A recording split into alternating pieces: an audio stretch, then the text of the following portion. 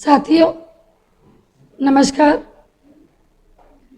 मैं आशा चंद्रा दिल्ली से हूँ, जो सामाजिक चेतना का कार्य कर रही हूँ।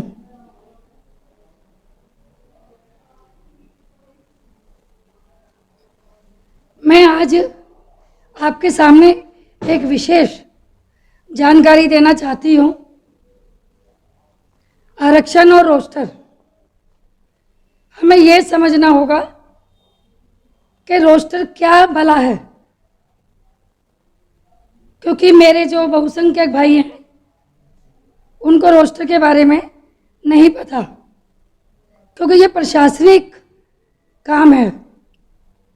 इसलिए मैं आरक्षण और रोस्टर में भेद बताना चाहूँगी।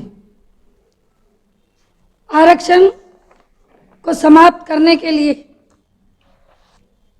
ही नए नए रोस्टर लाए गए हैं। सबसे पहले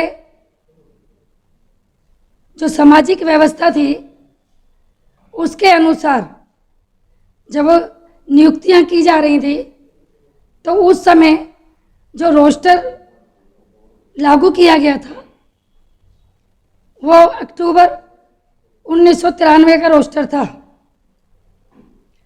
इसका डिटेल भी मैं बताऊंगी। अभी सिर्फ मैं ये बताना चाहती हूँ कि आरक्षण में जो नियुक्तियां होती हैं हमारे पदों पर, वो जो नियुक्तियां वो एक दरवाज़ा है। उस दरवाजे में कैसे एंट्री की जाए तो वो रोस्टर के माध्यम से की जाती है। तो हम कह सकते हैं उसकी चाबी मनुवादियों के पास है, क्योंकि समय समय पर वो रोस्टरों को बदलते रहे हैं। जो 1993 का रोस्टर था वो इस प्रकार था, उसका ब्यौरा मैं भी आपको आगे बताऊंगी। अभी जो वर्तमान समय में जो जुलाई 1997 में नया रोस्टर लागू किया गया, उसको इन मनुवादियों ने बड़ी चालाकी से, क्लेवरनेस से सुप्रीम कोर्ट से जाकर वो रोस्टर लागू करवा दिया गया कि इनका, ताकि इन बहुसंख्यकों को जो आरक्षण मिल रहा है वो किस तरीके से समाप्त किया जाए। उस आरक्षण को समाप्त करने के लिए इन्होंने इस रोस्टर को लाया गया, जो जुलाई 1997 में रोस्टर अभी लागू, वर्तमान समय में भी यह रोस्टर चल रहा है। इसीलिए हमारा आरक्षण धीरे धीरे पूरी तरीके से समाप्त हो गया है। इसलिए अब मैं आपको इन रोस्टरों के बारे में जो व्यवस्था बनी है वो मैं बताती हूँ। भारत में बहुसंख्यकों की जनसंख्या जो है वो 90% है, और जो हमारे सामान्य वर्ग के जो ब्राह्मण बनिया, जिनको हम मनुवादी कहते हैं, उनकी संख्या 10% है। संविधान में आरक्षण को किस प्रकार दिया गया है उसके बारे में मैं अभी 2 मिनट में उसका क्लैरिफिकेशन कर देती हूँ।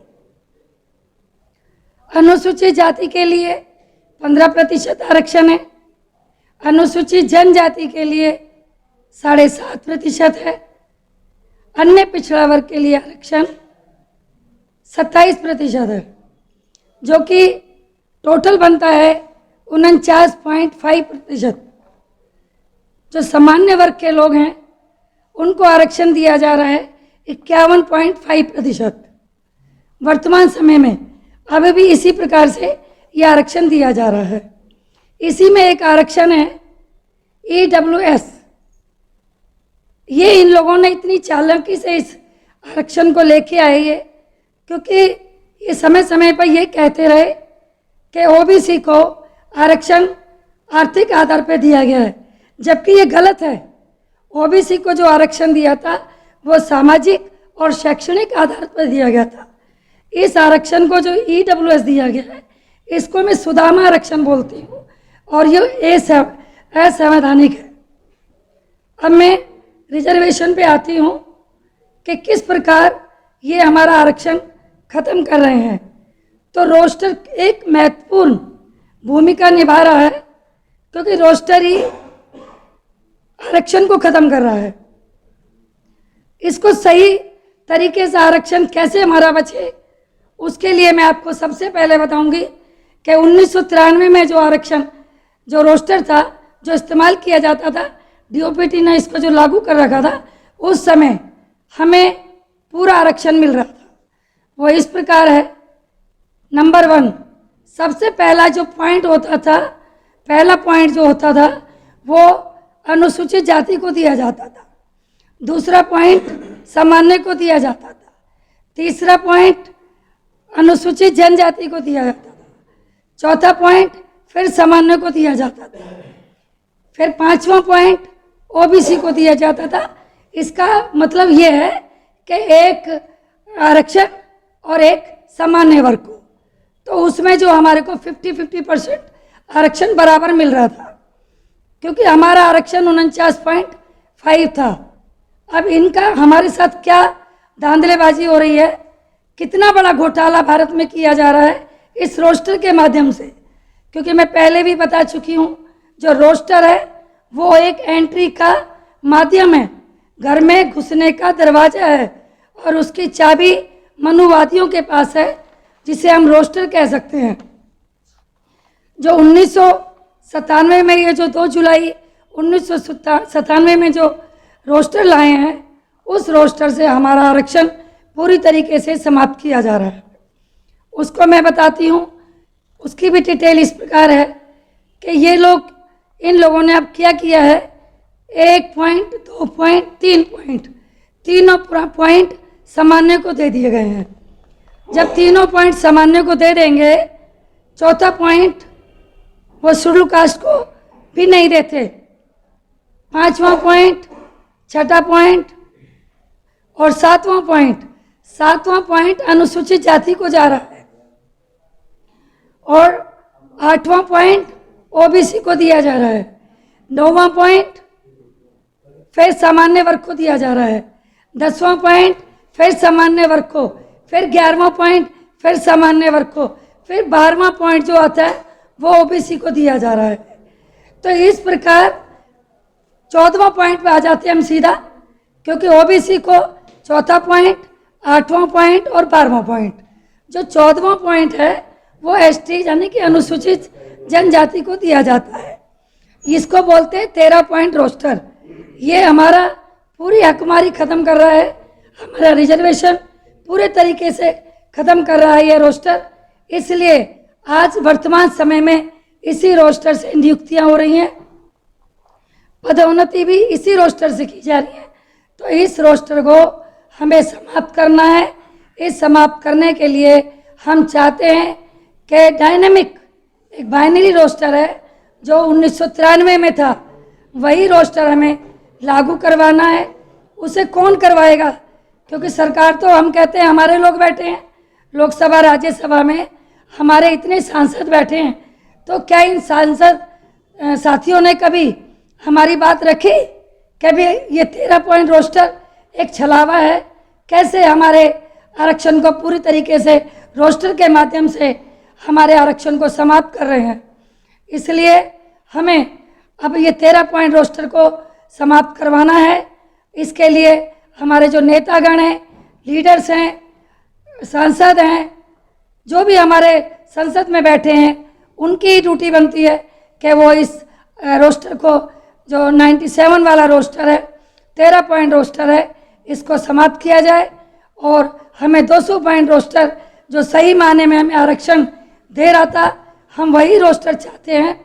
उसी रोस्टर के माध्यम से हमारी जो हकमारी हो रही है, हमारा जो आरक्षण, रोस्टर इसलिए महत्वपूर्ण है, मैं बार बार रोस्टर शब्द का प्रयोग कर रही हूँ, इसलिए कर रही हूँ कि इस रोस्टर ने हमारे पूरे आरक्षण को समाप्त कर दिया गया है।